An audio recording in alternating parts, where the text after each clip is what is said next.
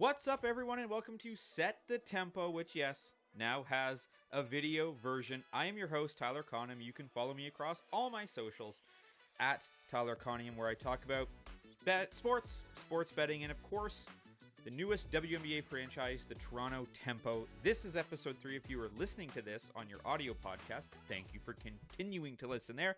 This will continue to appear on Apple and on Spotify as per always, but I figured why not have a video version as well because, well, I like this medium, and we can start talking about the Toronto Tempo. Now, of course, I would love to be sitting here talking about the expansion draft. I would love to be sitting here talking about free agency. I would love to be sitting here talking about the WNBA draft. If you want to hear the most recent mock draft, you can go back and listen to a most recent episode. But for once, there is finally some movement, perhaps, on the CBA front, and we're hoping that we can avoid a work stoppage. So the biggest thing that's come out in the last 24 hours is the WNBA's latest CBA proposal, which could fast-track max contracts for players like Caitlin Clark. It's been widely known, widely reported, Caitlin Clark coming into the WNBA making, about $70,000 a year when she could make a heck of a lot more of that if she had have stayed in college.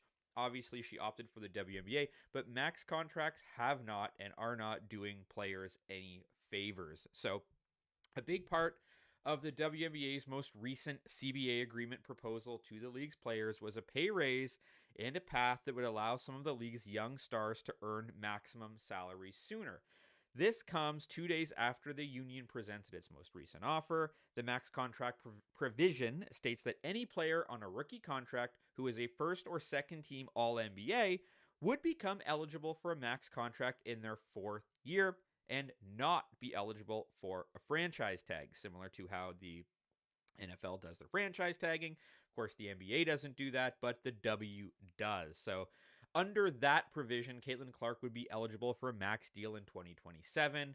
Fever forward Aaliyah Boston could ink one this year. Paige Beckers would be eligible in 2028, etc. The league's latest proposal also raises the salary cap to, this is so crazy to me, $5.75 million in the first year. The league's salary cap per team, $5.75 million. Steph Curry is making 10 times that this year alone. And, by the way, that's a 280% jump from 2025, which had the salary cap at $1.4 million. So when you want to talk about should the players make more money, they had a salary cap of $1.5 million. The Toronto Tempo cost $500 million just to get a team. The cap would gradually rise to $8.5 million by the 6th year of this agreement. Max salaries would jump from $250,000 to $1.3 million, and the league's average salary would jump from $120,000 to $540,000 in the first year. So the league's average salary would essentially become a third of what the old salary cap was. Seems like a no-brainer. Of course, the WNBA refuses to change its revenue sharing model in this proposal. They propose giving players 70% of its net revenue, while the union recently asked for an average of 26% of gross revenue, which is obviously the number that is calculated before taxes. The WNBA only wants to pay its players profit. I get it. The WNBA has been losing money for a long time. This is the point of contention with almost everybody. If you're on the player side or on the owner side, look, here's the deal. I have no problem drawing my line in the sand. Pay the players, man. I'm not watching the WNBA for the league. We just saw Unrivaled the other day, full house for a 3-on-3 basketball game in Unrivaled. The fans aren't there to watch the owners. They're not there to watch the teams. They're there to watch the players. Without the players, they'll play somewhere. Caitlin Clark's playing somewhere. Angel Reese is playing somewhere. So the WNBA needs to realize that fans are following the players. Adam Silver has promoted this as a TikTok league in the NBA. Guess what? People follow players, not teams. Union Vice President Kelsey Plum addressed the latest update, which does bring us, well, it actually doesn't bring us to our next topic, because the next topic is Caitlin Clark being a gateway drug. So we will talk about what Kelsey Plum said in a little bit. So let's move to Caitlin Clark being the gateway drug to women's sports. This is coming from an ESPN executive that said the surge in women's sports will outlast this temporary absence. And you better hope, right? Because we've seen what the power of Caitlin Clark can do on WNBA ratings through the roof since she debuted in May 2024. Through the roof when she was still in college. And Susie, I'm going to get this name wrong, Susie Piotrowski, ESPN's VP of Women's Sports Programming, says, I say this in quite literally the most positive way possible. Caitlin's a gateway drug for some people to women's sports. And I think that's at the crux of this, right? I'm obviously a man making a podcast about women's sports, and I think that that's important. I think that there is a negative connotation about the WNBA. I think there's a negative connotation about women's sports. We just saw the whole fiasco with the Team USA men's hockey team and the women's hockey team. It's still, we're not going to get political here, but there is obviously baggage there. And I don't know why. The WNBA is a great sport. I have a daughter who has an interest in basketball. I'm going to be able to take her 40 minutes down the road and see professional women play basketball for a lot of money. That is important to me. And if you're against it, I don't understand it. You don't have to watch it. It's like the same way people are against Taylor Swift. Don't listen. You don't have to actually get angry about these things. So, continuing on her quote, she says, I'm not going to make you feel silly if you don't get it or think, oh, is that rating because of the Caitlin Clark effect? She's been out of college basketball for a long time. It is more than that. And she adds that when Caitlin Clark was out with an injury in July of last season and didn't return, ESPN still had its most watched WNBA regular season and WNBA playoffs. The season saw an overall 3% bump in viewership, though the 4 most watched games of the season were all Fever games. So it's no secret that Caitlin Clark has brought a ton of fans. She's the reason. I've often relate it to what the NBA was like with Magic and Bird when they came into the league. It was there. It was good. But they're the ones who got people fired up to watch it. And Caitlin Clark has done that, and I think it's going to have such a massive trickle effect all the way down. And she's going to be that gateway drug where I think people are going to start getting involved in that. So we talked about Kelsey Plum. And what does Kelsey Plum think about the WNBA's offer? Well, she considers it a win. Kelsey Plum said while the players' union should continue to negotiate, she believes the latest offer they have received reflects a significant win and that a strike would be the worst thing for both sides. And I've said that a million times too. This is the worst possible time you could go on strike, both for the players and both for the league. And sometimes it needs to happen, and I get it. Coming from a Toronto sports fan, seeing what the strike did to the Toronto Blue Jays in 1994, essentially eliminated baseball for the rest of the 90s.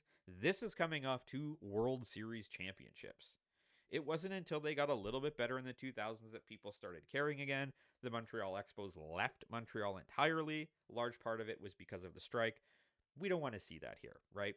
They want to play. The players want to play. She said this before an Unrivaled shoot-around prior to Monday's semifinal games in Brooklyn. And so, the two sides have been far apart again, as we mentioned, on revenue sharing. That's been the biggest thing. The players' union has bristled at the league's offer as it amounts to less than 15% of gross revenue because, again, they want to keep considering net revenue. Plum said that getting the league to agree to a revenue sharing system for the first time where player salary will grow as both the league and revenues grow is something they fought hard for and is just not something that they're going to give up. So we'll see if the negotiations continue. She says, obviously, we're going to continue to negotiate. I can't emphasize that enough. We're just not settling. I want to be very clear, but I'm super proud of the opportunity to change women's sports. And I think that's the other thing that people are like, Serena Williams did this in tennis. This is the time that we need to be doing this. WNBA Vice President Brianna Stewart, who co-founded the 3-on-3 Unrivaled League. By the way, players co-founding alternatives, selling out arenas, gives them something to think about. I think we are still fighting for a lot of different things. We have to realize that the revenue share is a win, especially just coming from the 2020 CBA and the ones before that. As the league makes money, we make money. And so when Plum talks about, I don't think a strike is good for everyone, we all lose money. And you have to totally agree on that. And that's, they need to keep making progress and keep going. And I wish I had more to talk about here. I just want to talk about the game of basketball. But that's where we're at. And then the latest thing is, of course, the semifinals, of Unrivaled. Unrivaled's doing really, really well. And the main thing I want to talk about here is just how many fans are coming out to watch 3-on-3 women's basketball. They are filling arenas. They're selling out. They have crowds of over 20,000 people. And they're not going anywhere. This isn't, instead of yet. This is that there is just the hunger for women's basketball. They've got the names. The quality is there. If you haven't watched a WNBA game, I do urge you to go do that. It's good basketball. Are they dunking? Are they doing this? Listen, it's okay to be different. I'm a fan of the National Football League. I'm a fan of the Canadian Football League. They are both football. They are different, right? It's okay. That's okay. So I'm sick of this narrative that the WNBA needs to be exactly like the NBA to be successful. Why? I like WWE. I like AEW. They are different brands of the same thing, professional wrestling. There is room to be different. Some people like different things. Again, I have a daughter. She would rather watch the WNBA than the NBA. That's what's going to happen. So the league needs to wake up and realize that you are getting fans, 20,000 fans in these arenas to watch Aaliyah Boston, to watch Brianna Stewart, to watch Angel Reese. It's not to watch the name on the front. It's to watch the name on the back. So on next week's show, hopefully we can talk about the end of the CBA. We can start talking about who the hell the Toronto Temple are going to be able to draft in the expansion draft and the WNBA draft. And, 80% of the league as a free agent with some massive names like Sabrina Ionescu. And maybe they want to come over and join the Toronto Tempo and set the tempo for a new era of Toronto basketball. That's all for this week. Make sure you are following me across all my socials at Tyler Conium. You can find this podcast on Apple and on Spotify. Once the league kicks off, we'll be doing this every night after every game to recap the Toronto Tempo. Have a great day, and let's set the tempo.